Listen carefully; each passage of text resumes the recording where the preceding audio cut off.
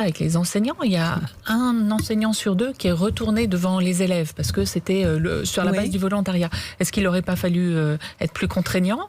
Et qu'est-ce que ça dit de ce corps enseignant ? Mais je pense qu'il faut les mobiliser, bien sûr. Mais il faut les mobiliser positivement. C'est une formule, les mobiliser. Il faut leur dire tout simplement d'aller travailler. Mais je pense que les enseignants, ils ont envie de voir leurs élèves. Non, je pense qu'ils n'ont pas eu les outils. Le protocole était.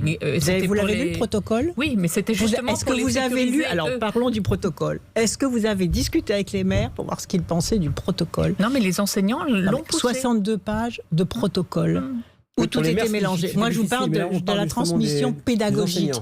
À aucun moment, les enseignants... Mais c'était imprévu, c'est pas un reproche. Mais maintenant, par rapport aux leçons qu'il faut tirer de l'épreuve que nous venons, la lourde épreuve que nous venons de traverser, en effet, la formation des enseignants à l'enseignement à distance, l'équipement déjà pédagogique dans beaucoup de familles, il n'y avait qu'un ordinateur pour le papa, la maman, le grand frère qui fait au lycée, le petit frère qui faisait le collège. Vous connaissez cette administration, regardez, sans le dire, en coulisses, les responsables de l'éducation nationale disent au fond, on a du mal à les mobiliser, les profs, parce qu'ils ne veulent pas revenir. Les enseignants, c'est ce qu'ils disent, c'est ce que beaucoup de parents constatent. Est-ce que vous comprenez ce problème ? Est-ce que vous identifiez ce problème comme tel ?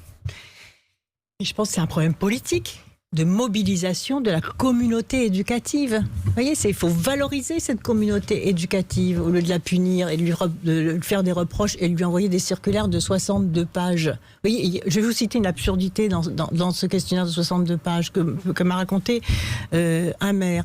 C'est François Rebsamen, le maire de Dijon, qui me dit, j'ai lu la circulaire, il faut 4 mètres carrés autour de chaque élève, y compris lorsque la table de l'élève est contre le mur. Donc la table est contre le mur, il faut 4 mètres carrés.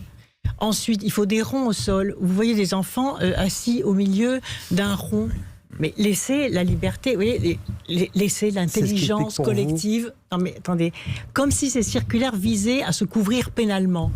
On a l'impression que le gouvernement fait des circulaires pour que les ministres se couvrent pénalement. Laissons l'intelligence des élus locaux, des enseignants, des équipes pédagogiques, pour organiser correctement les choses, et les gens seront beaucoup plus sécurisés parce qu'on a besoin de sécurité.